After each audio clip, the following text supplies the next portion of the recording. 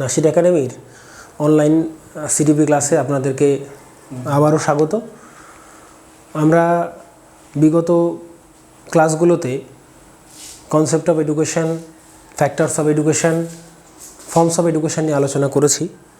আজকে একটি গুরুত্বপূর্ণ বিষয় নিয়ে আবার নতুনভাবে আমরা আলোচনার জায়গায় চলে এসেছি। আজকে যে বিষয়টা নিয়ে আমরা আলোচনা করব সেটা হচ্ছে স্বাধীনতার পূর্ববর্তী এবং পরবর্তী সময়ে যে বিভিন্ন শিক্ষা কমিশন বা যে সমস্ত শিক্ষামূলক ঘটনাগুলো আমাদের ভারতীয় শিক্ষার ইতিহাসকে নানাভাবে প্রভাবিত করেছিল এবং যেখান থেকে অনেক কিছু নির্যাস আমরা পেয়েছি, সেই বিষয়বস্তুগুলো নিয়েই আজকে আমরা একটু আলোচনা করব। তার মধ্যে থেকে যেহেতু আমরা স্বাধীনতার পূর্ববর্তী এবং পরবর্তী যে শিক্ষা কমিশনগুলো রয়েছে, যেটা অনেকটা বড় ফার্স্ট এরিয়া, তার মধ্যে থেকে আজকে আমরা স্বাধীনতার পরবর্তী যে সমস্ত শিক্ষা কমিশন বা যে সমস্ত ঘটনাগুলি ভারতীয় শিক্ষার ইতিহাসকে নির্যাসিত করেছিল সেই বিষয়টা নিয়ে একটু আলোচনা করব। প্রথমেই আমরা দেখে নিই যে স্বাধীনতার পরবর্তী শিক্ষা কমিশনগুলির মধ্যে প্রধানতম কী আছে। প্রথম যে শিক্ষা কমিশনটি স্বাধীনতার পরবর্তী সময়ে ভারতীয় শিক্ষার ইতিহাসকে প্রভাবিত করেছিল, যেটি হচ্ছে রাধাকৃষ্ণন কমিশন, যেটা হচ্ছে 1948-49 সালে রাধাকৃষ্ণন কমিশন। খুব গুরুত্বপূর্ণ একটি শিক্ষা কমিশন, যে কমিশনকে আমরা বিশ্ববিদ্যালয় শিক্ষা কমিশন নামেও আখ্যায়িত করি এবং যার সভাপতি ছিলেন ডক্টর সর্বপল্লী রাধাকৃষ্ণন। এই কমিশনের মূলত একটি দিক ভীষণ তাৎপর্যপূর্ণ, সেটি হচ্ছে গ্রামীণ বিশ্ববিদ্যালয়ের ধারণা। বিষয়টি হচ্ছে গ্রামীণ বিশ্ববিদ্যালয়ের ধারণা। এই কনসেপ্টটি কিন্তু বিশ্ববিদ্যালয় শিক্ষা কমিশনের একটি গুরুত্বপূর্ণ দিক, যা ভীষণ পরিমাণে আমাদেরকে প্রভাবিত করেছিল। পরবর্তী যে শিক্ষা কমিশনটি নিয়ে আমরা আলোচনা করব সেটি হচ্ছে 1952-53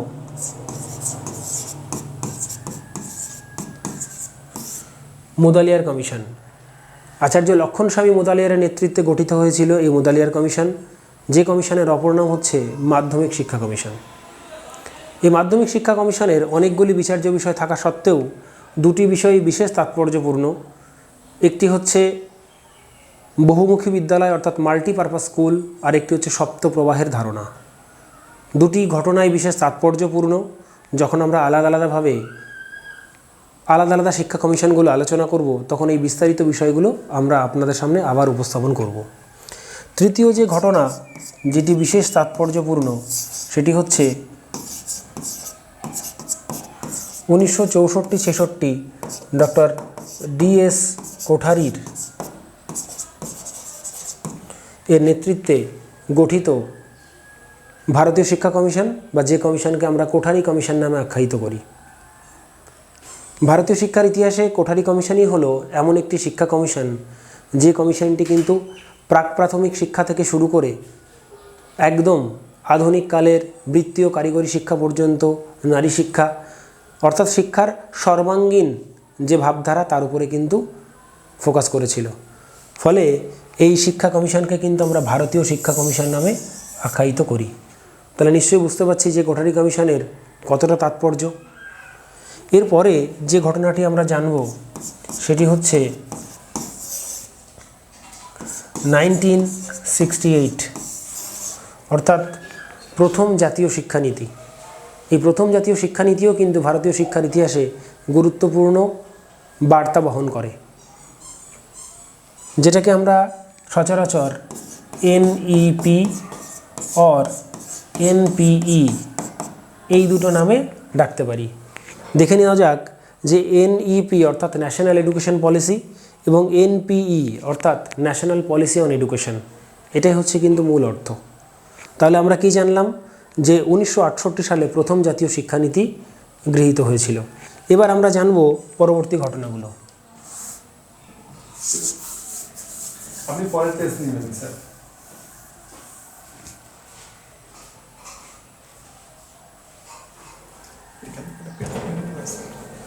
এবার আমরা যেটা জানব সেটা হচ্ছে 1968 পর্যন্ত আমরা জানলাম। এবার পরের যে ঘটনা সেটা হচ্ছে 1985। আমরা জানি এই 1985-এও একটি গুরুত্বপূর্ণ ঘটনা রয়েছে। সেটি কি? সেটা হচ্ছে challenge of education A policy perspective. এটি কিন্তু রাজীব গান্ধীর উক্তি।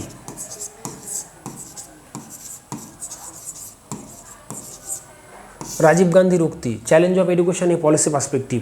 খুব গুরুত্বপূর্ণ একটি ঘটনা, যেখানে কিন্তু প্রাথমিক শিক্ষার দৈন্যদশা দূরীকরণের যে মূল ফোকাস বা যে ধরনের প্রোগ্রাম গৃহীত হয়েছিল সেটা কিন্তু এই 1985 সালের জাতীয় শিক্ষানীতি থেকেই গৃহীত হয়েছিল। পরবর্তী ঘটনা যায়।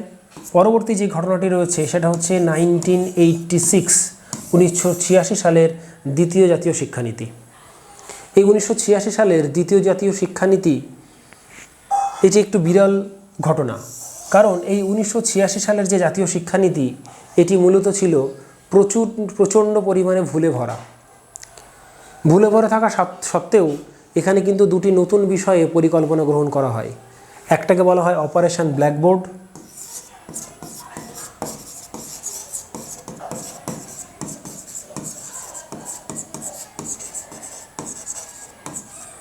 আরেকটিকে বলা হয় নবোদয় বিদ্যালয়।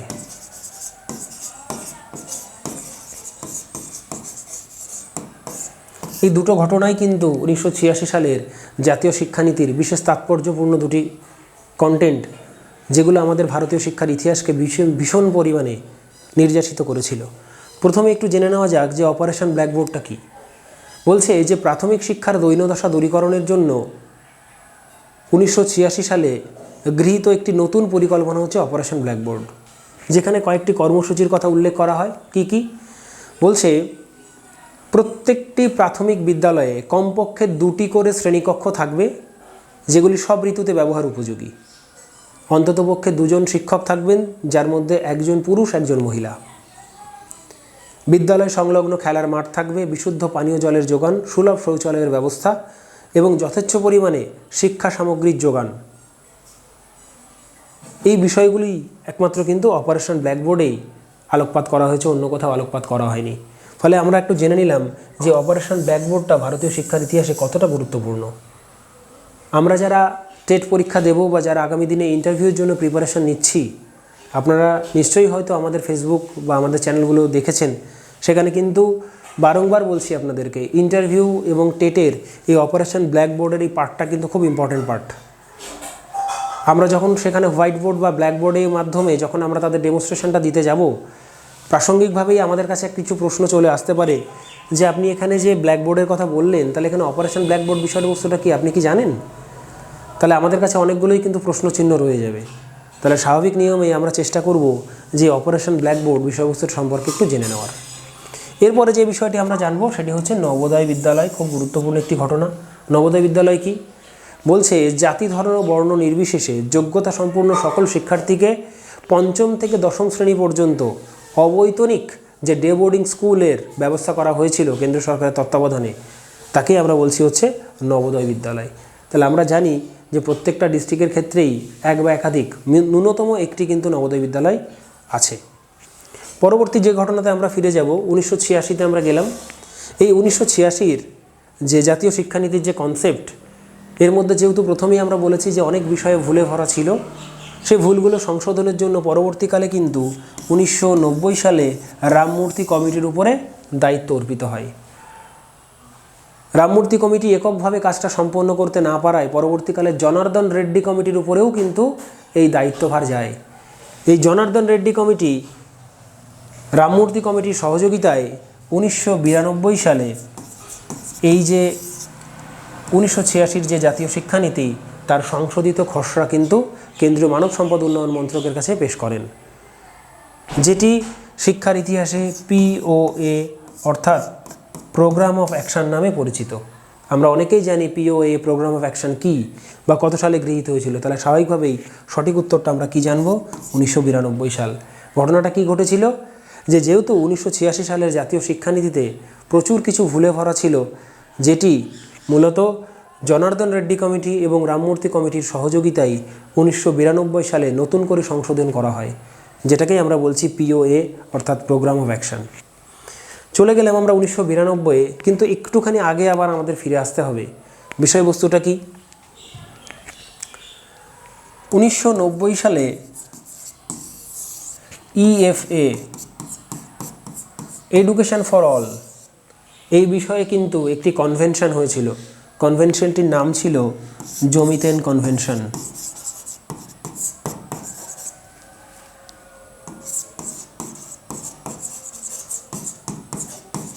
এই জমিতেন কনভেনশনে কিন্তু এই এডুকেশন ফর অল বিষয়ে পরিকল্পনা গ্রহণ করা হয়। কিভাবে এগোনো হবে, সকলের কাছে শিক্ষাটাকে কিভাবে পৌঁছে দেব, যাবতীয় বিষয়বস্তু নিয়েই কিন্তু আমাদের প্রেক্ষাপট ছিল। পরবর্তীকালে এই যে 1990 সালে যে প্রোগ্রাম বা যে বিষয়বস্তুটাকে গ্রহণ করা হয়েছিল সেটা কতটা সার্থকতা পেল, কতটা পুনরুজ্জীবিত হয়েছিল, সেই বিষয়টাকে পুনরুজ্জীবনের উদ্দেশ্যে 2000 সালে সেনেগালের রাজধানী ডাকার শহর, কি বললাম, সেনেগালের রাজধানী ডাকার শহরে কিন্তু একটা কনভেনশন হয়েছিল, যেটা মূলত শিক্ষার ইতিহাসে ডাকার কনভেনশন নামে পরিচিত। কী নামে পরিচিত? ডাকার কনভেনশন। এটা কিন্তু মনে রাখতে হবে আমাদের। কত সাল? 2000 সাল। এই ডাকার কনভেনশনের মূল কনসেপ্ট কী ছিল, বিষয়বস্তু কী ছিল? যে এই যে 1990 সালে ইএফএ যে জমিতেন কনভেনশন হয়েছিল ফর এডুকেশন ফর অল, সেই বিষয়টার প্রেক্ষাপটটা কতটা সার্থকতায় পর্যবসিত হয়েছিল তা পুনরুজ্জীবনের চেষ্টা করা হয়। আমরা 1992 থেকে কিন্তু 2000 চলে গেলাম, 90 চলে গেলাম, আবার একটুখানি আমাদের পিছনে ফিরতে হবে। সালটা হচ্ছে 1993। এই 1993 সালে উন্নিকৃষ্ণান মামলার সুপ্রিম কোর্টের রায়ের ভিত্তিতে সংবিধানের 21 নম্বর ধারা সংশোধনের মাধ্যমে রাইট টু এডুকেশনকে কিন্তু রাইট টু লাইফের সঙ্গে যুক্ত করা হয়, যারই ফলশ্রুতি হিসাবে আমরা দেখতে পাই 2000 সালে সমগ্র ভারতবর্ষব্যাপী সর্বশিক্ষা অভিযান, অর্থাৎ যেটাকে আমরা বলি SSA সর্বশিক্ষা অভিযান, যেটা পশ্চিমবঙ্গে কিন্তু মূলত কার্যকরী রূপ পেয়েছিল 2002 সালে। তাহলে এখান থেকেও কিন্তু 93, 2000 অর্থাৎ SSAর কনসেপ্টটাও কিন্তু আমরা এখান থেকে পেলাম। একটুখানি আমাদের এই SSA সম্পর্কে একটু জেনে নেওয়া দরকার, যার মূলত 3টি মানদণ্ড, মূলত 3টি বিষয়ের প্রেক্ষাপট ধরেই কিন্তু এই সর্বশিক্ষা অভিযানের সূত্রপাত। প্রথমটি কি? ড্রপ আউট স্টুডেন্টদেরকে চিহ্নিত করে তাদেরকে বিদ্যালয়ের আঙিনায় ফিরিয়ে নিয়ে আসা। দ্বিতীয়টি কি? তাদেরকে বিদ্যালয়ে ধরে রাখা। এবং তৃতীয়টি হচ্ছে বিদ্যালয় শিক্ষার গুণগত মান উন্নয়ন। তাহলে স্বাভাবিক নিয়মে আমরা বুঝতে পারছি যে সর্বশিক্ষা অভিযান এই ঘটনাটাও কিন্তু আমাদের কাছে কতটা তাৎপর্যপূর্ণ। ছিলাম কোথায়, কোথা থেকে কোথায় চলে এলাম, অর্থাৎ 1948-49 থেকে শুরু করে আমরা দেখুন 2002 এসে পৌঁছেছি। এরই প্রেক্ষাপটে আমরা আরও কিছু বিষয়বস্তু দেখে নিই। এর পরবর্তী সময়ে আমরা যেটা জানি যে 2009 খুব গুরুত্বপূর্ণ একটি সাল। একটু চিন্তা করে দেখুন না, 2009 সাল আমাদের জন্য কেন গুরুত্বপূর্ণ? গুরুত্বপূর্ণ এই কারণে RTE right two free and compulsory education act, যেটা চালু হয়েছিল কিন্তু 2009 সালে। কিন্তু শুধু চালু হয়েছে এটা আমরা জানি, কিন্তু কার্যকরী কত সালে হয়েছিল? সঠিক উত্তরটি হলো 2010 সালের 1 এপ্রিল।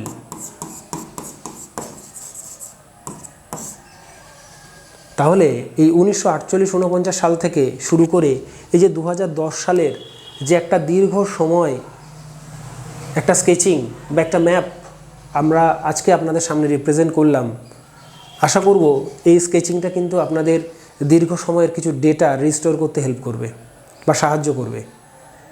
নাসির একাডেমি বরাবরই আপনাদের সঙ্গে ছিল, আছে, ভবিষ্যতে থাকবে। যে কোনো রকম বিষয়বস্তুতে আপনাদের কোনো রূপ সমস্যা হলে এই যে স্কেচিংটা ধারাবাহিকভাবে আমরা করলাম, এই স্কেচিংয়ের উপরে কিন্তু আপনাদেরকে ফলো আপ করতে হবে।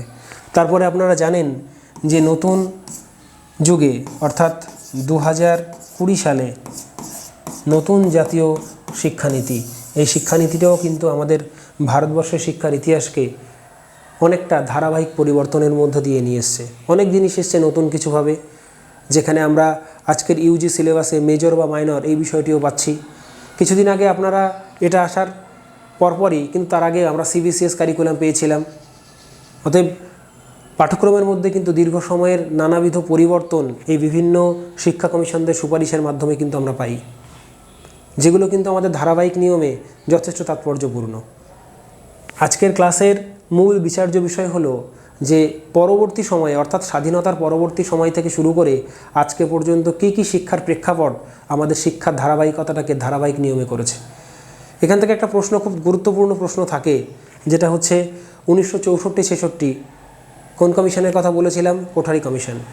সেখানে ডিএস কোঠারির তত্ত্বাবধানেই কিন্তু আমরা মাধ্যমিকের যে সিলেবাস, সেই সিলেবাসে কিন্তু ওয়ার্ক এডুকেশন এবং ফিজিক্যাল এডুকেশনের যে ঐচ্ছিক বিষয়গুলো, সেই কনসেপ্টও কিন্তু এখান থেকে পেয়েছিলাম। আমি আপনাদেরকে বললাম যে মুদালিয়ার কমিশন 1952-53, সেখানে দুটি বিষয় খুব তাৎপর্যপূর্ণ। একটি হচ্ছে মাল্টিপারপাস স্কুল বা বহুমুখী বিদ্যালয়, আর একটি কী বলেছিলাম, সপ্তপ্রবাহের ধারণা, খুব গুরুত্বপূর্ণ। 1948-এ রাধাকৃষ্ণন কমিশন, যার সভাপতি ছিলেন ডক্টর সর্বপল্লী রাধাকৃষ্ণন, সেখান থেকে আমরা খুব গুরুত্বপূর্ণ একটা বিষয়বস্তু জানলাম। সেটা কি? গ্রামীণ বিশ্ববিদ্যালয়ের ধারণা, রুরাল ইউনিভার্সিটি। এই যে বিষয়গুলো, প্রত্যেকটা শিক্ষা কমিশন কিন্তু বিভিন্নভাবে নির্যাসিত ডেটা আমাদের কাছে রিপ্রেজেন্ট করেছে। প্রশ্ন হলো, এই ডেটাগুলো আমরা কতটা স্বাভাবিক নিয়মে অর্জন করব, সেলফ রিয়ালাইজ করব এবং নিজেরা অ্যাকোয়ার করব। যে কোনো বিষয় সম্পর্কে যদি আমাদের অ্যাকোয়ার নলেজটা যদি পারফেক্ট না থাকে, বা কন্টেন্ট নলেজটা যদি আমাদের এখানে স্টোর না করা থাকে, তাহলে কিন্তু ধারাবাহিক নিয়মে আমরা কখনোই এগিয়ে যেতে পারবো না। একজন শিক্ষকের মূল কাজই হচ্ছে এই যে সামগ্রিকভাবে আমি আপনাদেরকে বিষয়বস্তুটা বললাম, এই বিষয়বস্তুর পুঙ্খানুপুঙ্খ ব্যাখ্যা বা ডাউট ক্লিয়ারেন্স আপনাদের কাছে রিপ্রেজেন্ট করা। আমাদের অনলাইন ক্লাস আপনারা দেখছেন, আশা করছি আপনাদের ভালো লাগছে এবং আগামীতেও আমরা ভালো সাড়া পাবো। আমাদের অনলাইন অ্যাডমিশনের জন্য নিশ্চয়ই আপনারা ওখানে লিঙ্ক পাবেন, প্রসেস দেওয়া আছে। কোনো বিস্তারিত জানার জন্য আমাদের যিনি নাসির একাডেমির স্যার রয়েছেন, ওনার সঙ্গে অবশ্যই আপনারা যোগাযোগ করবেন। নিচে কন্ট্যাক্ট নম্বরটা নিশ্চয়ই আপনারা জানেন বা বিষয়বস্তুটা আপনাদের কাছে জানা। আমরা একটা বিষয়ে আশাবাদী, নাসির একাডেমি বরাবরই শিক্ষকদের সঙ্গে বা ছাত্রছাত্রীদের সঙ্গে পাশে ছিল, আজও আছে, ভবিষ্যতেও থাকবে। আমরা ইতিমধ্যে আপনাদেরকে একটা সফলতার কথা জানাই যে আমরা কিন্তু প্রাইমারি টেট স্পেশাল যে বইটা দীর্ঘ অপেক্ষার অবসান আমাদের হয়েছে, আমরা কিন্তু আমাদের ছাত্রছাত্রীদের কাছে এই বইটি তুলে দিতে পারছি। আমরা আশাবাদী হয়তো আমাদের সেকেন্ড এডিশনও পুজোর মধ্যে চলে আসবে এবং আপনাদের কাছেও সেই দ্বিতীয় সংস্করণের বিষয়বস্তুটাও কিন্তু আপনাদের কাছে পৌঁছে দিতে পারবো। কোনোরূপ কোনো প্রবলেম হলে বা কোনোরূপ কোনো সমস্যা হলে আমাদের অফলাইন অনলাইন ক্লাসের ব্যবস্থা রয়েছে। আমাদের রানাঘাট, মাঝের গ্রাম, বনগাঁ, মসলেন্দপুরে অফলাইন ক্লাস রয়েছে। সঙ্গে আমাদের ইন্টারভিউ ক্লাসও কিন্তু রেগুলারিটি মেনটেন করে চলছে। আপনাদের কোনোরূপ কোনো সমস্যা হলে আপনারা সরাসরি আমাদের অফলাইন সেন্টারেও এসে যোগাযোগ করতে পারেন। আশা রাখছি আপনাদের আজকের ক্লাস ভালো লেগেছে। আগামীতে আরও ভালো কিছু ক্লাস নিয়ে আপনাদের সামনে আমরা উপস্থাপন করব, এই আশা রেখে সকলকে অসংখ্য ধন্যবাদ জানিয়ে আজকের ক্লাস শেষ করছি।